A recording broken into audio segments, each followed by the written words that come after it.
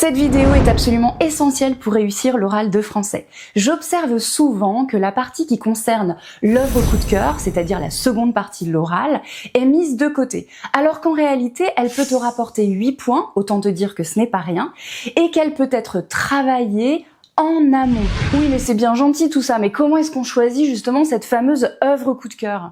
Premier conseil, je te recommande de te tourner plutôt vers une lecture cursive, autrement dit une lecture complémentaire. Pourquoi ? Eh bien parce que tu ne l'as pas étudié intégralement en classe avec ton professeur et que tu l'as normalement lu en autonomie. Ainsi, les questions de ton examinateur risquent d'être un peu moins précises, un peu moins pointues et ses exigences un peu moins élevées. Deuxième chose, cette œuvre, tu dois l'avoir parfaitement comprise et lue entièrement. Alors effectivement, l'examinateur, lors de l'entretien, va vérifier cela, va te tester en te posant des questions.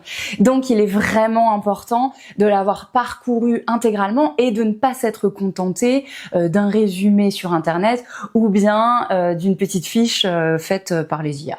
Troisième information, fais un choix pour des bonnes raisons et non pas de mauvaises raisons.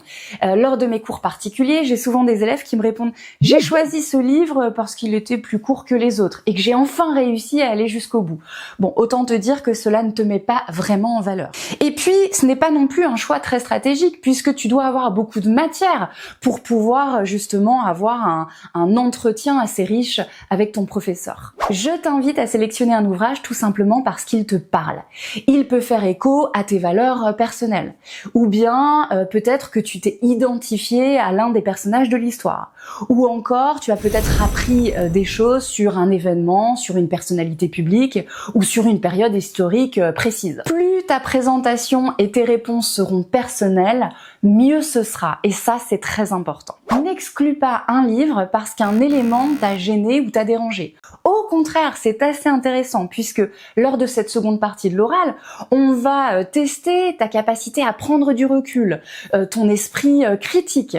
Tu peux effectivement faire une présentation ou répondre aux questions en disant que, par exemple, la fin t'a frustré parce que tu l'aurais imaginée différente, ou bien un personnage t'a semblé assez inutile parce qu'il n'apportait rien à la progression de l'histoire. Alors il ne s'agit pas évidemment d'être négatif du début jusqu'à la fin, ta mission est quand même de mettre en valeur l'œuvre.